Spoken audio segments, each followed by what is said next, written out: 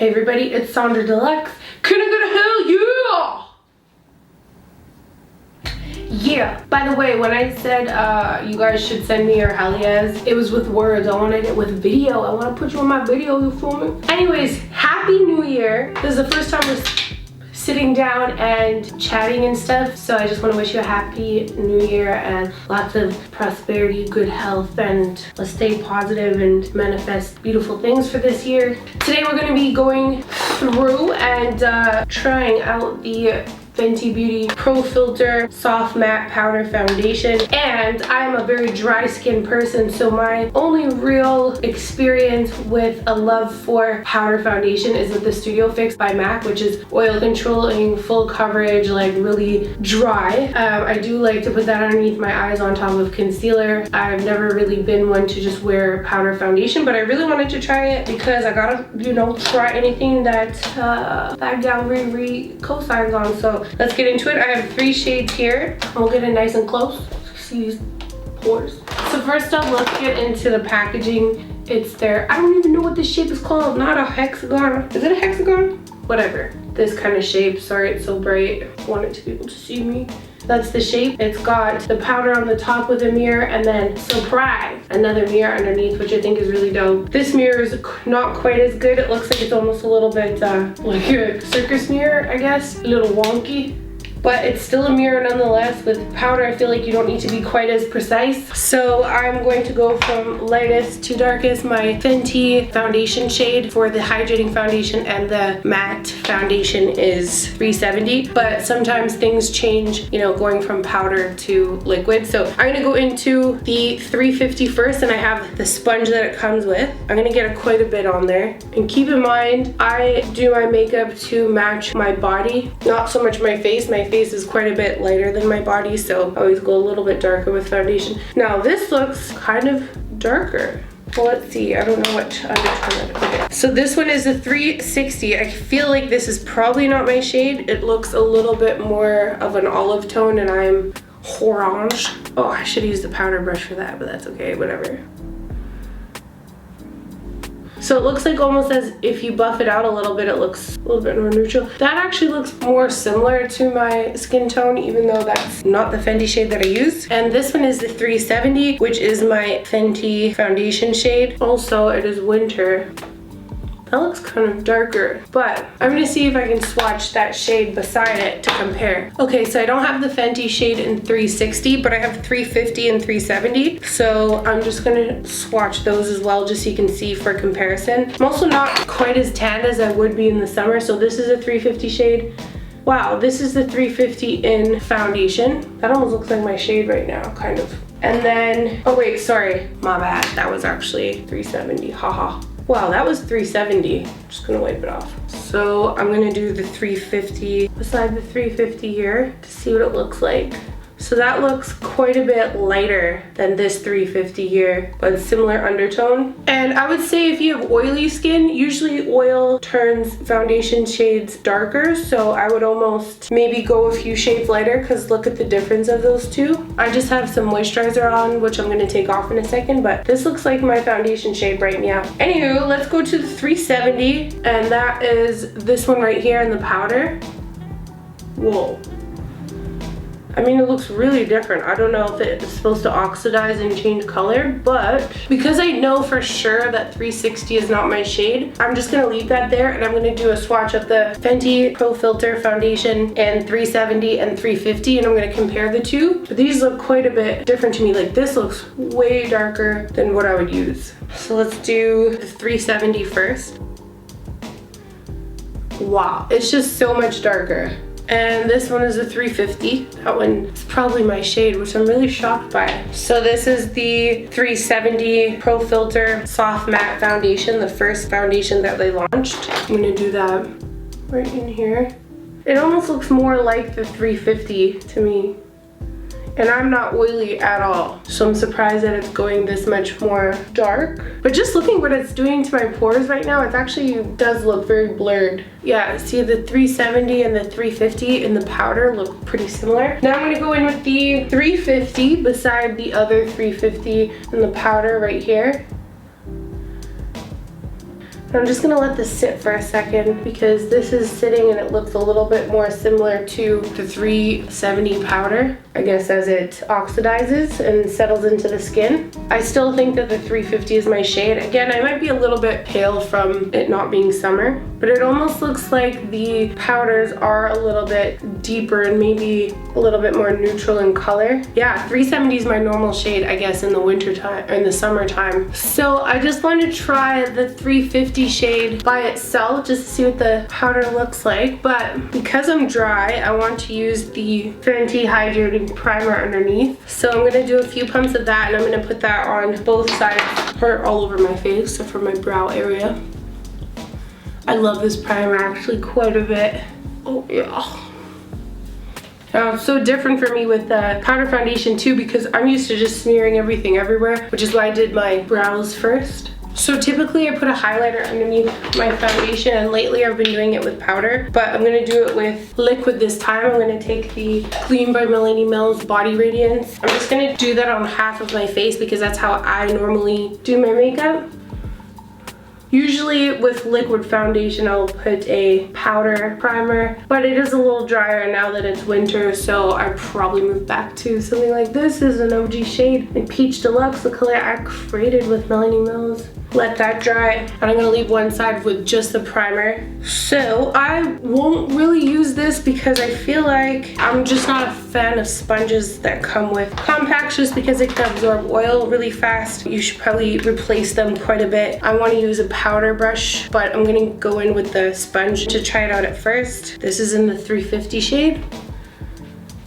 You know what, like, I am not used to powder foundation, but it is really quick. And I know a lot of dry skin people, just because you have dry skin doesn't mean you don't want to have quick, easy foundation, especially if you're wearing a mask. I can imagine this works really well to not transfer. I have to get everywhere because my face is a different color than my body. This is actually very nice. I'm gonna blend it onto my neck. It just looks blurred and natural. It's not ultra matte. I would say it's more of like a matte, but with a touch of skin-like reflective quality. I'm gonna do this part where I have the highlighter with the powder. I bet you this would be really nice on foundation too. Very nice. Okay, let's do the other side. For the other side, I'm gonna use a powder brush. So this is the Fenty foundation brush, and I thought maybe I'll just try that one. Wow, it puts on quite a bit more, but you can wiggle it around. So I think this would be a good equivalent to a sponge.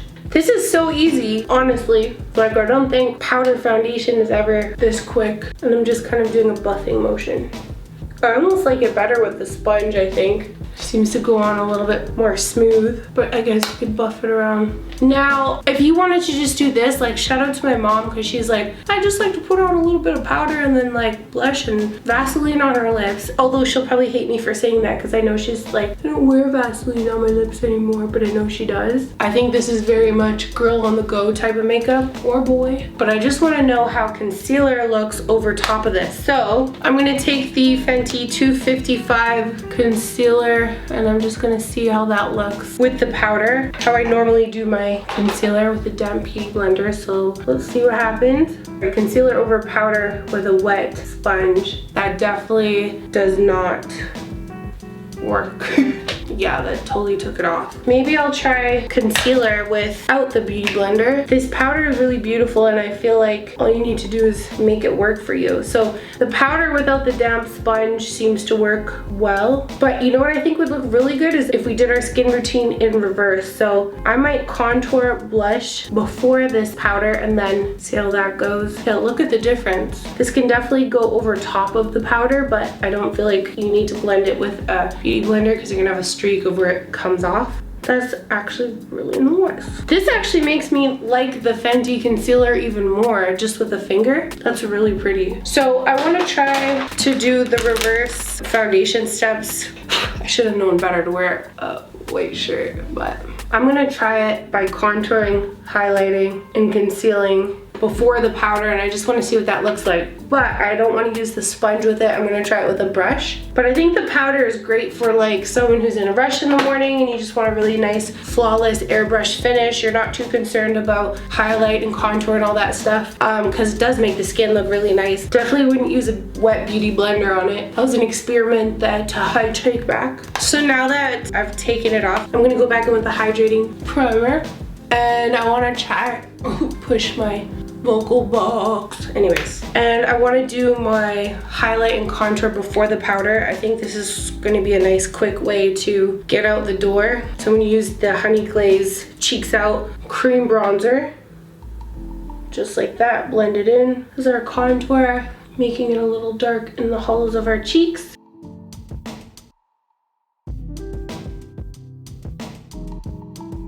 Same thing on this side, and then blending it upwards. I feel like the Fenty cream bronzers have a bit of coverage to them too. Kind of stamping it around, keeping a little bit more coverage in the hollows of the cheek. I'm gonna go down the sides of my nose, all with the finger, tip of the nose, underneath the tip of the nose more so. And these wet marks will kind of darken the powder when we go over top. We'll scrunch and round off the tip of the nose. Okay. Next up, I'll take my Fenty Concealer. This one's in 235. I feel like because I'm putting powder on top of it, I want to go a little bit lighter. Boop, boop. Give it a little finger blend. I think this is still like a very quick and easy way to get ready in the morning. Not fussing with brushes and all that, except for to put the powder on. And I'm using my concealer more as a way to highlight rather than conceal, just because I feel like the powder, you can get the coverage up quite nice. I'll just do my mustache area. Very lightly do my nose. Cool, let's see what it looks like when we put the powder over top of all that work we just did. So now I'm gonna go in with the Fenty setting powder brush, the 170 brush. I'm gonna start from the bottom and see what happens here. Definitely less product gets put on. The fluffier the brush, the less product will be put on, the more dense it is. For example, like a sponge or something like that. Oh, I didn't do the blush. The more dense it is, the more product will be put on, and that's why it's great to get full coverage with a sponge. That's actually really nice doing it in reverse like that. So I didn't quite get to the apples of my cheeks, but I just want to try a little bit of blush to mix in here with everything else that we did. And this is, yeah, Daquiri Dip Cream Blush by Fenty. Okay. And I'm gonna powder over everything.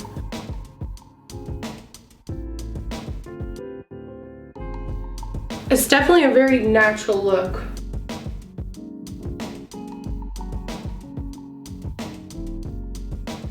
And I feel like anywhere we want maybe a little bit more coverage, we can just tap the powder on, as I was saying before, with the density of whatever you're using to apply product. We'll apply more. Now I'm gonna add some highlighter. I'm gonna use the Chic Freak and Girl Next Door Kilowatt highlighter, which the powder foundation will kind of tone it down a little bit because it's mixing in with the powder foundation, but you still will get a nice amount of sheen. All right, so I'm gonna go through the claims of this foundation and I'll let you know if I agree or not. Okay, so it says it's a light as air powder foundation that gives you light to full coverage with a soft matte finish. I agree. I was able to build it up with the sponge and get full coverage and then get very light coverage with the powder. And I do feel like my pores looked quite blurred. It is a matte finish, but I would say it has a little glow to it.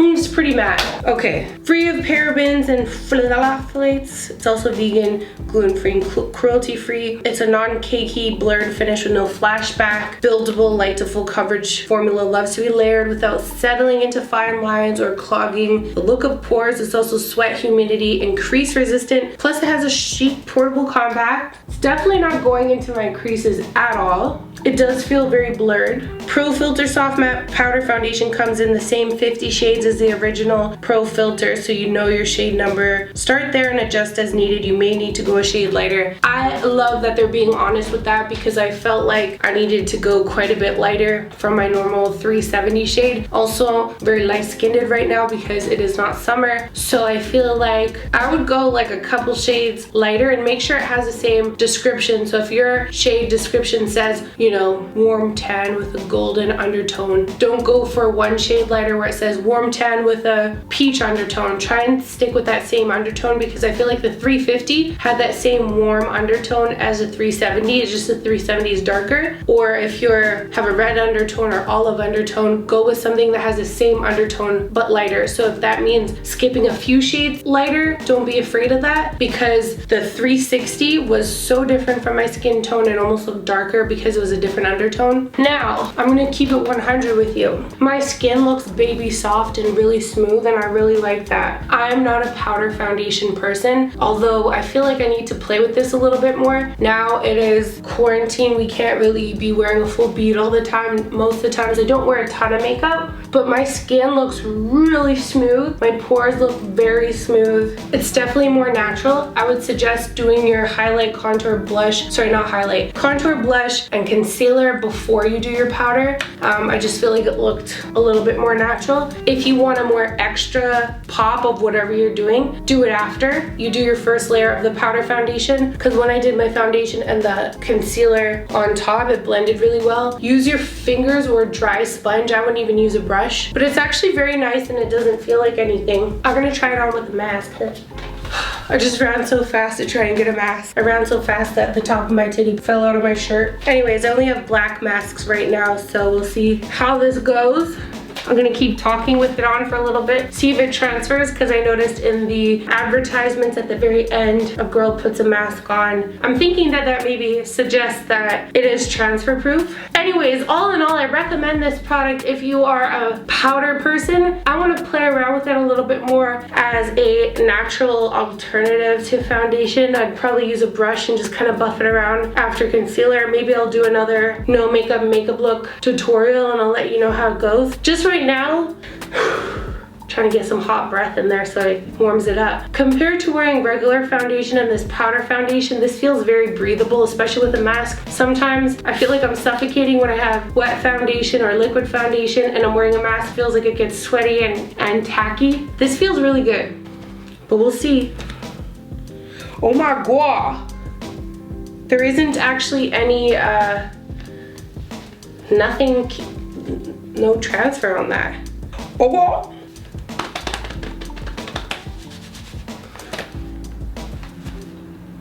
That's impressive.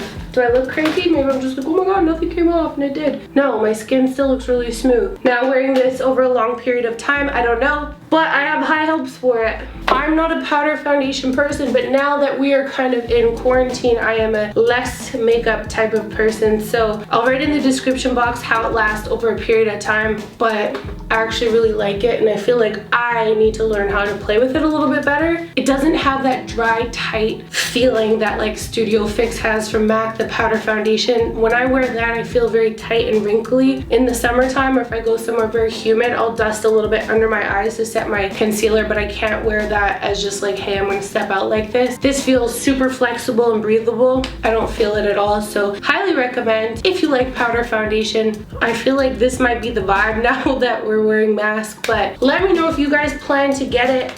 Thank you guys so much for watching. Don't forget to share, subscribe, and follow. Love yourself, stay pretty, and I'll see you guys again in the next video. Take care.